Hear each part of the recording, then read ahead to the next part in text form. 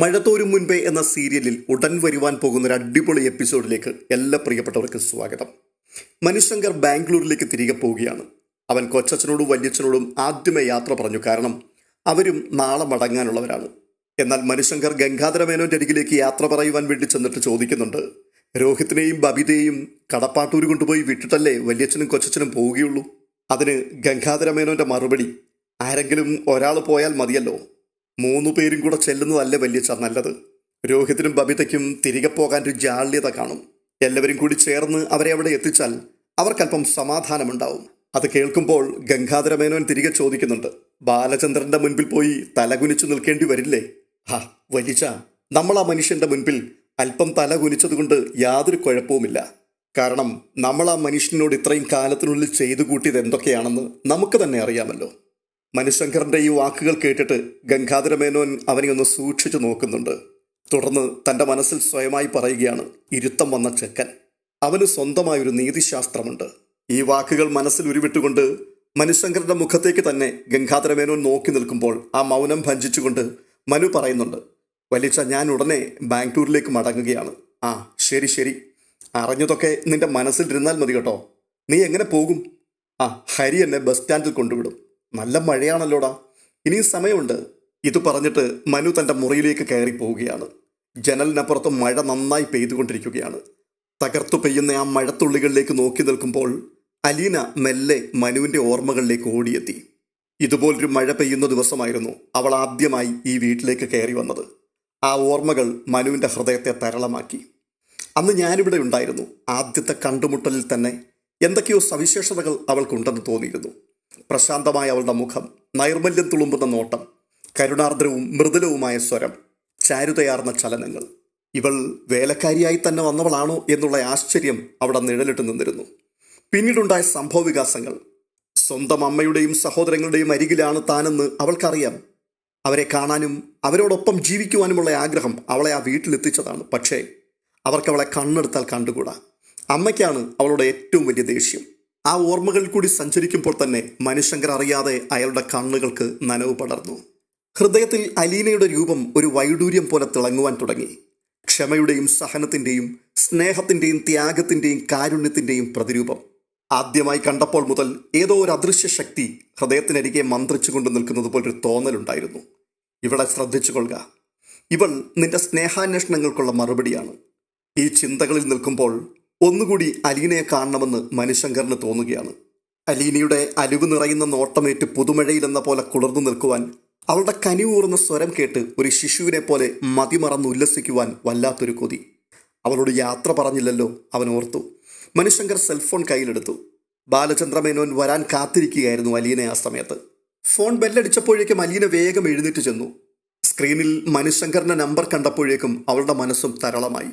Phone കയ്യിലേക്ക് എടുക്കുമ്പോഴേക്കും അതിൽ നിന്നൊരു ഇരമ്പൽ കയ്യിലേക്ക് പ്രവഹിച്ചതുപോലെ അവൾ ഫോൺ കാതോട് ചേർത്തു. ഹലോ അലീന, സ്നേഹലോലമായ ഒരു വിളിയച്ച. അവളുടെ മനം കുളിർന്നു. മനുവേട്ടനല്ലേ? അതെ. ഉറങ്ങിയില്ലായിരുന്നോ? ഇല്ല. അതെന്താ? അച്ഛൻ വന്നില്ല. പെട്ടെന്ന് മനുശങ്കറിന്റെ ഒരു ചോദ്യം. അല്ല, വീട്ടുവേലക്കാരികൾ ജോലിക്ക് നിൽക്കുന്ന വീട്ടിലെ ഗ്രഹനാഥന്മാരെ അച്ഛനെന്നൊക്കെയാണോ വിളിക്കുക? ആ, എനിക്ക് അങ്ങനെ ഒരു വരം തന്നിട്ടുണ്ട്. ആര് തന്ന്? അച്ഛൻ. എപ്പോഴും അച്ഛൻ എന്നാണോ വിളിക്കുക? എപ്പോഴും ഇല്ല, ഞാനും അച്ഛനും മാത്രമുള്ളപ്പോൾ. ഓഹോ, അത് ശരി. പിന്നെ എൻ്റെ അടുത്ത് പറഞ്ഞതോ? മനുവേട്ടനറിയാലോ എൻ്റെ അച്ഛനാണെന്ന്, ഇല്ലേ? അല്ല, അലീന ക്രിസ്ത്യൻ അല്ലേ? ക്രിസ്ത്യൻസ് പപ്പയെന്നോ ഡാഡിന്നൊക്കെയല്ലേ വിളിക്കുക? എനിക്ക് ആദ്യമായിട്ട് അച്ഛനെ കിട്ടിയത് ഇവിടെയല്ലേ. എനിക്ക് അച്ഛനെന്ന് വിളിച്ചാൽ മതി. അത് പറയുമ്പോഴേക്കും അലീനയൊന്ന് തേങ്ങി.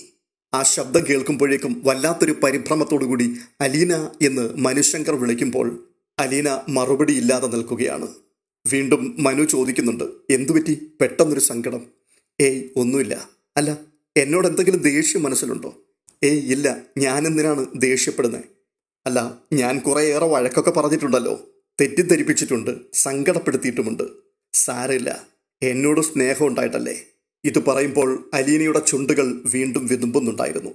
ആ സമയത്ത് മനുശങ്കർ പറയുന്നുണ്ട്, അലീന, നീ വിളിച്ചിട്ടാണ് ഞാൻ വന്നത്. പക്ഷെ ഇന്ന് ഞാൻ ബാംഗ്ലൂരിലേക്ക് തിരികെ പോവുകയാണ്. യാത്ര പറയാൻ വേണ്ടിയാണ് ഇപ്പോൾ വിളിച്ചത്. അപ്പോൾ അലീന, മനുവേട്ടൻ ഇനി എന്നാ വരുന്നേ? എന്നാണെന്നൊന്നും പറയാൻ പറ്റില്ല. എന്നാലും ഒരവസരം കിട്ടിയാൽ ഉടൻ ഞാൻ തിരികെ വരും. അങ്ങനെ വന്നെങ്കിലല്ലേ എനിക്ക് നിന്നെ കാണാൻ പറ്റൂ. ഇത്തവണ ഞാൻ വളരെ സന്തോഷത്തിലാണ് തിരിച്ചു പോകുന്നത്.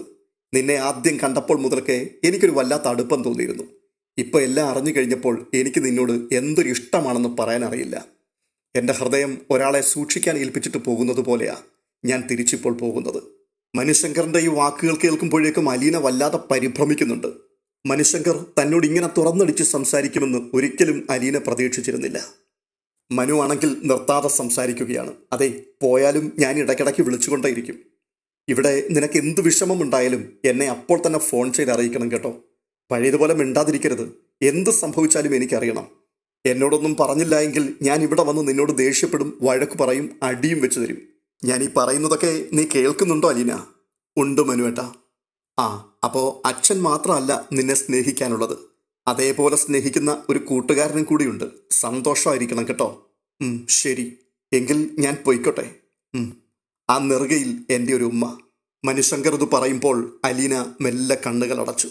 ലൈൻ കട്ടായിട്ടും അലീന ഫോൺ തൻ്റെ ചെവിയിൽ തന്നെ ചേർത്ത് പിടിച്ചുകൊണ്ട് നിൽക്കുകയാണ്. അവളുടെ മിഴികൾ നിറഞ്ഞു തൊളിപ്പിക്കൊണ്ടായിരുന്നു. സ്നേഹത്തിൻ്റെ അടഞ്ഞു കിടന്ന കവാടങ്ങൾ ഓരോന്നോരോന്നായി തൻ്റെ മുമ്പിൽ തുറക്കപ്പെടുകയാണ്. അതിലൂടെ കടന്നു വരുന്ന പൊൻവെളിച്ചമേറ്റ് അലീനയുടെ കണ്ണു മഞ്ചി പോകുന്നത് പോലെ. ആ സമയത്ത് അലീനയുടെ മനസ്സ് മന്ത്രിക്കുകയാണ്. ഈ സ്നേഹമൊക്കെ അനുഭവിക്കുവാൻ എനിക്ക് അർഹതയുണ്ടോ? മനുവേട്ടൻ്റെ അറിവ് ഞാൻ അച്ഛൻ്റെ സ്വന്തം മകളാണെന്നാണ്. അതല്ല സത്യമെന്ന് എനിക്ക് അറിയിക്കുവാനും നിവർത്തിയില്ലല്ലോ. ആ ചിന്തകളിൽ മുഴുകി നിൽക്കുന്ന അലീനയെ ചിന്തയിൽ നിന്നും മടക്കിക്കൊണ്ടുവരുന്നത് ജനൽ ചില്ലകളിൽ വന്നടിച്ച കാറിൻ്റെ ഹെഡ്ലൈറ്റാണ്. ബാലചന്ദ്രമേനോൻ എത്തിയെന്ന് അവൾക്ക് മനസ്സിലായി. അലീന ഓടിച്ചെന്ന് വാതിൽ തുറന്നു. കാർപോർച്ചിൽ കാർ നിർത്തിയിട്ട് ബാലചന്ദ്രമേനോൻ ഡിക്കി തുറന്ന് സാധനങ്ങളൊക്കെ എടുക്കുകയാണ്. അലീന സഹായിക്കാൻ ഇറങ്ങിയപ്പോൾ അയാൾ വിലക്കി. വേണ്ട വേണ്ട, നീ നിന്റെ മുറിയിൽ ചെന്നിരിക്ക്, ഞാൻ അങ്ങോട്ട് വരാം. അലീന സംശയിച്ച് നിൽക്കുകയാണ്. പറഞ്ഞാൽ അനുസരിക്കുമോളെ, ഇല്ലെങ്കിൽ എനിക്ക് ദേഷ്യം വരും. അലീന പിൻവാങ്ങി. അവൾ തൻ്റെ മുറിയിലേക്ക് പോയി. സൗദാമിനി അമ്മ കിടന്നിരുന്ന മുറി ബാലചന്ദ്രമേനോൻ അവൾക്ക് വേണ്ടി വിട്ടുകൊടുത്തിരിക്കുകയാണ്. അലീന ആ കട്ടിലിരുന്നു. 2 വലിയ പ്ലാസ്റ്റിക് ക്യാരി ബാഗുകളുമായിട്ടാണ് ബാലചന്ദ്രമേനോൻ ഉള്ളിലേക്ക് കടന്നു വരുന്നത്. ബാലചന്ദ്രനെ കണ്ടപ്പോഴേക്കും അലീന എഴുന്നേൽക്കുന്നുണ്ട്. അവിടെ ഇരിക്ക്. ഇത് കേട്ടുകൊണ്ട് വീണ്ടും അലീന അവിടേക്ക് ഇരിക്കുമ്പോൾ ബാലചന്ദ്രമേനോൻ ഇടത് കൈയിലെ വീർത്ത പ്ലാസ്റ്റിക് ബാഗ് തുറന്ന് അതിലുണ്ടായിരുന്ന വിവിധ വലിപ്പത്തിലും നിറത്തിലുമുള്ള ബലൂണുകൾ അവളുടെ തലയിലേക്ക് കുടഞ്ഞിടുകയാണ്. അലീന അന്തം വിട്ടുപോയി. ബാലചന്ദ്രൻ അടുത്ത കൂട് തുറന്ന് അതിനുള്ളിലുണ്ടായിരുന്ന സാധനങ്ങൾ മുഴുവൻ കിടക്കയിലേക്ക് വാരിയിട്ടു. പാവകൾ, കളിപ്പാട്ടങ്ങൾ, കുപ്പിവളകൾ, ചാന്ത്, കൺമഷി, പൊട്ട്, കളിത്തോക്കുകൾ, അങ്ങനെ ഒരു കൊച്ചു വാണിഭക്കട മുഴുവനും അതിനുള്ളിലുണ്ടായിരുന്നു. ഈ വിചിത്രമായ കാഴ്ചകളൊക്കെ കണ്ട് അലീന വല്ലാതെ അന്താളിച്ചു നിൽക്കുകയാണ്. തുടർന്ന് അവൾ ചോദിക്കുന്നുണ്ട്, എന്തൊക്കെയാണ് അച്ഛാ ഇത്?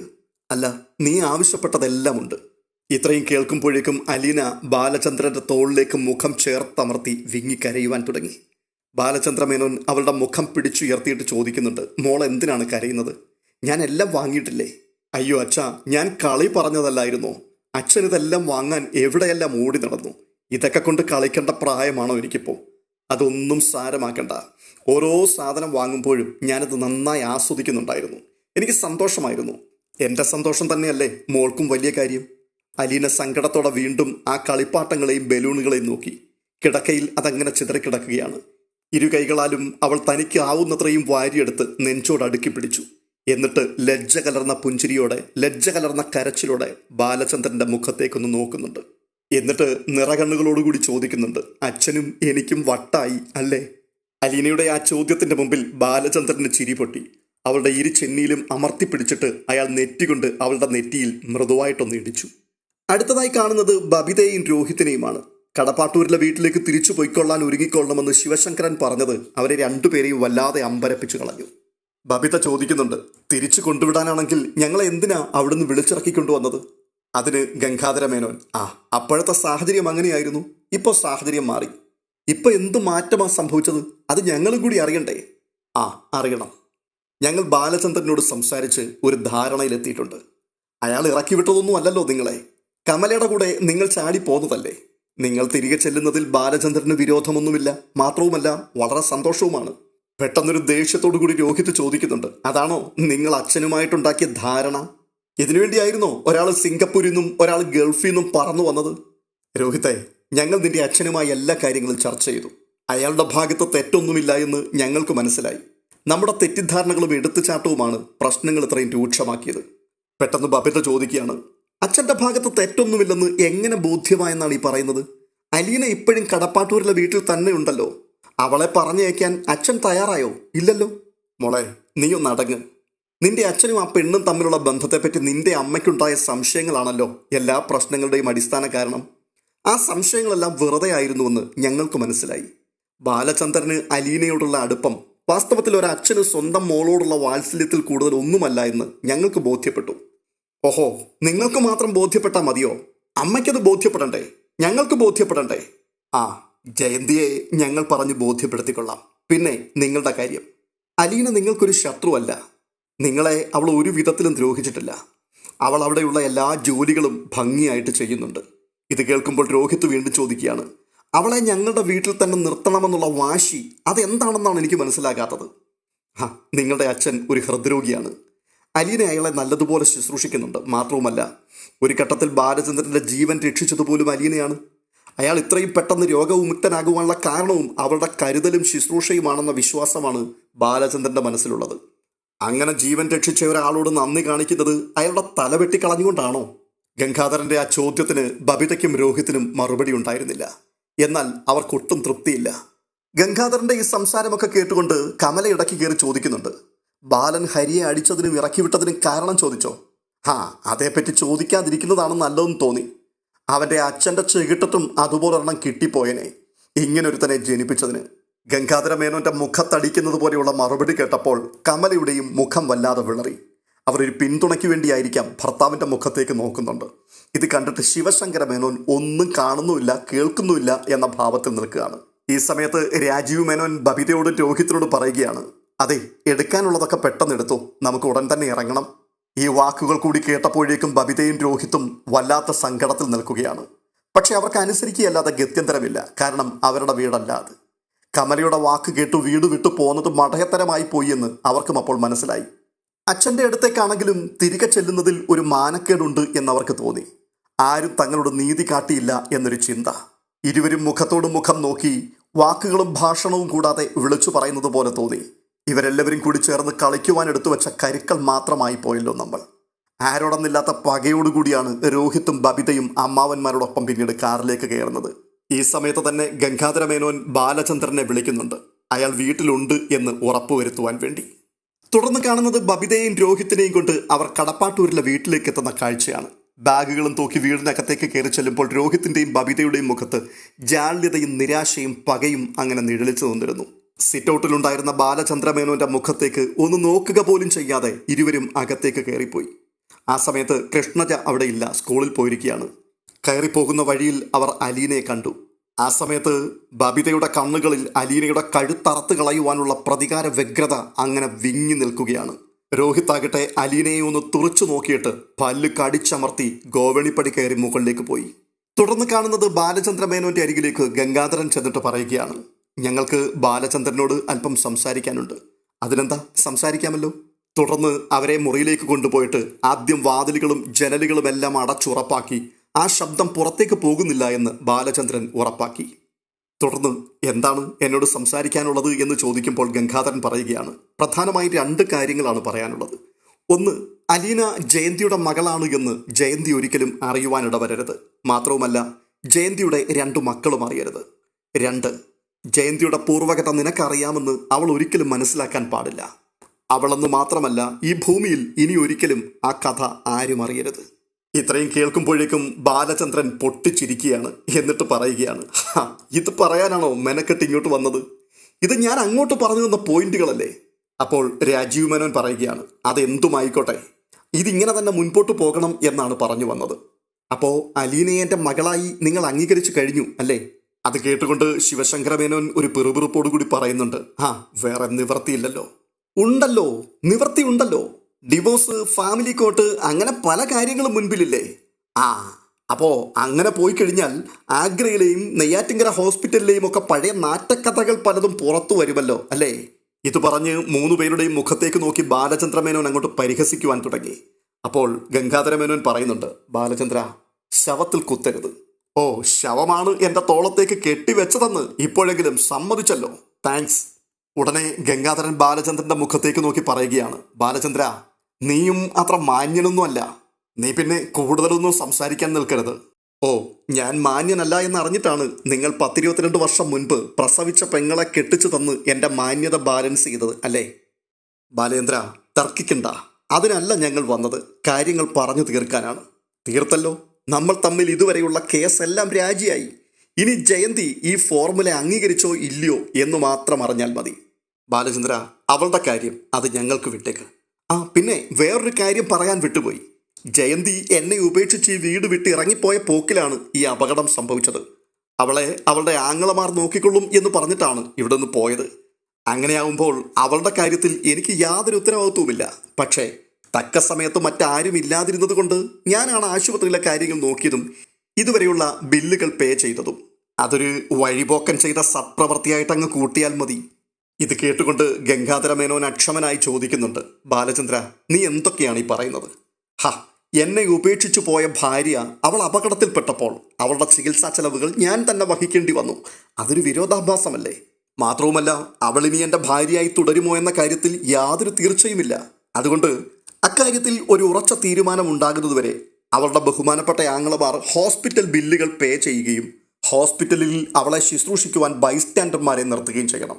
ഇതുവരെ ആശുപത്രിയിൽ അവൾക്കൊപ്പം നിന്നത് എൻ്റെ സഹോദരിമാരാണ്. ഇത് കേട്ടുകൊണ്ട് ശിവശങ്കര മേനോൻ പറയുന്നുണ്ട്, ആശുപത്രിയിൽ ആരെയെങ്കിലും കൂടെ നിർത്താനാണെന്നുണ്ടെങ്കിൽ അതിനുള്ള ഏർപ്പാട് ഞങ്ങൾ ഉണ്ടാക്കാം. അങ്ങനെ ആളെ നിർത്താനുള്ള ഏർപ്പാടുണ്ടാക്കിയാൽ മാത്രം പോരാ, ഞാൻ പേ ചെയ്ത ബില്ലുകളുടെ തുക അതെനിക്ക് തിരിച്ചു കിട്ടണം.